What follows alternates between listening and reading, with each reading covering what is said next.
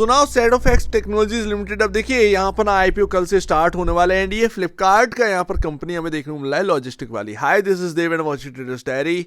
Offer price उसी तरीके का रखा गया है जो कि काफी बजिंग है आज की डेट में मार्केट में। 100 रुपए के आसपास का स्टॉक लेके आओ, वो चमकता जरूर है। ये आपने जो है आए दिन देख ही लिया हो, चाहे वो ग्रो है या फिर आप देखेंगे मीशो, कुछ भी आप उठा के देख लीजिए, आपको ये एक पैटर्न जो है वो नजर आएगा ही नजर आएगा। बट हाँ, शैडोफैक्स में क्या होना है ये थोड़ा सा देख लेते हैं। अच्छा, इसका कॉम्पिटिटर भी लिस्टेड है, तो क्या हमारी जो वैल्यूएशन है वो काफी महंगी दिखाई दे रही है, तो आईपीओ क्या हमें नहीं लगाना चाहिए, ये थोड़ा सा डाउट यहाँ पर निकल कर आ रहा है। या अगर एक कोई रिस्क फैक्टर जो है वो ओपन है, तो ऐसे चलते क्या मुझे यहाँ पर ना कम लॉट लगाने चाहिए, ये सबसे बड़ी बात है। तो देखना है भाई, फ्लिपकार्ट की कंपनी अगर आ रही है तो अपने आप में ही अगर आप देखेंगे तो एक बजिंगनेस आ ही जाएगी। वो आईपीओ का जो सब्सक्रिप्शन है वो हमको बता देगा, राइट। अभी अगर आप देखेंगे प्रीमियम जो है वो कुछ खास नहीं है, 7% है। हालांकि सब्सक्रिप्शन के हिसाब से यहाँ पर ना ये सब कुछ चेंज होगा, जितना ज़्यादा सब्सक्राइब होगा उतना ही ज़्यादा यहाँ पर प्रीमियम, तो ध्यान रखिएगा। लेकिन हाँ, ये वो आईपीओ नहीं है जो 100% पर लिस्टिंग होने जा रही हो या 50-60% पर आपको जो है लिस्टिंग होते हुए देखने को मिले, ये वो आईपीओ तो बिल्कुल भी नहीं है। अगर आप देखेंगे तो यहाँ पर आपके सामने जो प्रीमियम है वो 7% है, लेकिन अभी अगर जस्ट अगर आप देखेंगे तो 6% रह गए, बिकॉज ऑफ मार्केट टूटा है भयंकर। एंड अगर मार्केट टूटेगा 4-5 दिनों में और, तो ये प्रीमियम जो है वो और लो होता हुआ नजर आ सकता है। तो ये एक रिस्क जो है ना वो यहाँ पर रहने वाला है। इस समय आ रहा है आईपीओ जब एक मार्केट के अंदर रिस्क ओपन है। एंड है क्या है कि आईपीओ का जो इशू साइज है 1907 करोड़ का है, तो यहाँ पर जो है फ्रेश इशू जो है वो यहाँ पर होने वाला है। एंड उसके साथ साथ 907 करोड़ रुपए का जो है आपके सामने ओएफएस भी देखने को मिला है। चलो, ओएफएस कोई खराब बात नहीं है, जिन्होंने पैसा शुरू में लगाया था उनका पैसा बना, अब वो निकलने की कोशिश कर रहे हैं, तो इसमें कोई बात गलत नहीं है। एग्जिट हो रहा है, कोई दिक्कत की बात नहीं है। लेकिन अगर आप देखेंगे तो यहाँ पर जो आपकी वैल्यूएशन है वो 7,168 करोड़ रुपए का है। सोचने समझने की बात ये है कि क्या ये जो वैल्यूएशन है 7,000 करोड़, सुनने में तो ऐसा लगता है कि काफ़ी लो है, इतने में तो आसपास हमें जो है वो कंपनियां मिल ही रही हैं मार्केट के अंदर। लेकिन एक्चुअल बेसिस पर उन कंपनियों में देखिए तो हैवी अब करेक्शन स्टार्ट हो गया है। मार्केट जो महंगी कंपनियां हैं उनके अंदर करेक्शन ला रही है, तो ये बात यहाँ पर आ जाती है। Price to book value 8.97 time है। अब अगर आप देखेंगे यहाँ पर शैडोफैक्स का, तो देखिए इनका काम भी थोड़ा सा अलग है। डोर टू डोर यहाँ पर डिलीवरी का कॉन्सेप्ट भी है, डोर टू डोर का, जो कि हर कंपनियां नहीं कर रही हैं, ध्यान रखिएगा। ये मैं ये कहना चाह रहा हूँ कि भाई एक्चुअल बेसिस पर जैसे आपको सामान मंगाना है, क्विक कॉमर्स, एक्चुअल में सॉरी माफ़ कीजिएगा, तो जो क्विक कॉमर्स है उसमें ये लॉजिस्टिक भी आती है, ये बात है। तो जैसे कि अगर आप बाकी लॉजिस्टिक उठा के देखेंगे तो वो क्विक कॉमर्स के तौर पर काम नहीं कर रही, लेकिन शैडोफैक्स में आपको जो है क्विक कॉमर्स का थीम भी मिल जाता है। ये मैं कहने की कोशिश कर रहा हूँ, माफ़ करिएगा, सही से बोल नहीं पाया था।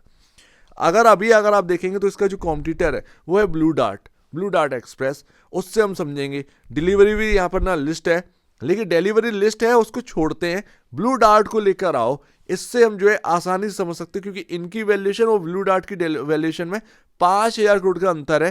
थोड़ा समझते हैं कि क्या ब्लू डार्ट महंगा है या फिर शैडोफैक्स यहाँ पर ना महंगा, थोड़ा सा हमको देखने को मिलने वाला है। तो यहाँ पर अगर आप देखोगे असेट रेवेन्यू आपके सामने, रेवेन्यू जो है वो हमको देखने को मिल रहा है 2,514 करोड़ ईयरली 2025 मार्च के हिसाब से, राइट। आप प्रॉफिट देखेंगे तो फर्स्ट टाइम यहाँ पर ना शायद 2-3 साल में शायद पहली बार प्रॉफिट में आए। 6.43 करोड़ का प्रॉफिट है पूरे साल का ईयरली। एंड ऐसे में जब वो पूरे साल के जो प्रॉफिट है 6.43 करोड़ रुपए का है सर, तो ये ना हम ये कह सकते हैं कि आगे जो है वो बढ़ने वाला है। नो डाउट कि ये प्रॉफिटेबिलिटी जो है वो आगे आपकी बढ़ने वाली है, क्योंकि कंपनी जो है खराब नहीं है, लॉजिस्टिक कंपनी है, फ्लिपकार्ट की वेब कंपनी है, तो वो कहीं ना कहीं यहाँ पर ना कोशिश करेंगे कि यहाँ पर, क्योंकि सबको वैल्यूएशन चाहिए मार्केट के अंदर, तो ऐसे में फ्लिपकार्ट पूरी कोशिश करेगी ये प्रॉफिटेबिलिटी आगे बढ़ती हुई नजर आए।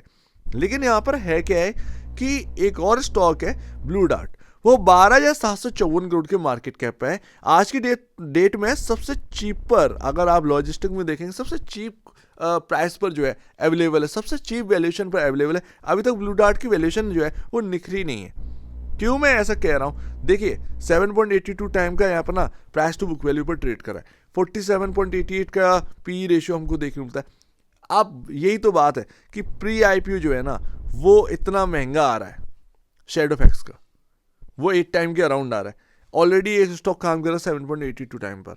दिक्कत यहाँ पर यही है। अब देखना इसमें है क्या है, यहाँ पर अगर आप देखेंगे, माफ करिएगा, शैडोफैक्स का ये रहा, ये मैं आपको दिखाऊं, 5,762 करोड़ रुपए का जो है वो सेल्स का नंबर है ब्लू डार्ट का। शैडोफैक्स का उसी साल, ये 2025 मार्च की बात कर रहा हूं मैं, ये आपके सामने 2514 करोड़ रुपए का यहाँ पर शैडोफैक्स का यहाँ पर ना हमें सेल्स का नंबर देखने को मिल रहा है। 255 करोड़ रुपए का प्रॉफिट है पूरे साल का ब्लू डार्ट का। शैडोफैक्स 6 करोड़ पर है, अंतर कितना है? 5,000 करोड़ का। तो बात यहां पर यह आ जा रही है, सही मायने में कहीं ना कहीं आपको जो है शैडोफैक्स जैसा स्टॉक जो है वो महंगा देखने को मिल रहा है, महंगा आते हुए देखने को मिल रहा है, इसीलिए वैल्यूएशन जो है वो कहीं ना कहीं आपको महंगी देखने को मिल रही है। लेकिन जो मैंने आपको बताया ना कि क्विक कॉमर्स का नाम जुड़ा हुआ है शैडोफैक्स में, तो वो थोड़ा सा यूनिक बनाता है, साउंड यूनिक बनाता है। लेकिन हाँ, ये कह सकते हैं कि अगर आप लिस्टिंग गेन्स के लिए लगाना चाहें, क्योंकि एक रिस्क रहेगा इसके अंदर लिस्टिंग गेन्स के लिए, आप लिस्टिंग गेन्स के लिए लगाना चाह रहे हैं 7% को भी अगर आप अपनी जेब में लेना चाह रहे हैं, तब भी अभी रिस्क है। एक तो मार्केट का रिस्क जो है वो अभी ओपन है, दूसरा आपकी वैल्यूएशन का रिस्क भी ओपन है। लेकिन फ्लिपकार्ट का नाम है, तो मेरे ख्याल से जो है 3 दिन में, जो 2-3 दिन अभी आईपीओ चलने वाला, 22 जनवरी तक यहाँ पर चलेगा आईपीओ, तो उसमें अपने को ये समझ में आ जाना है कि एक्चुअल बेसिस पर कहानी क्या है।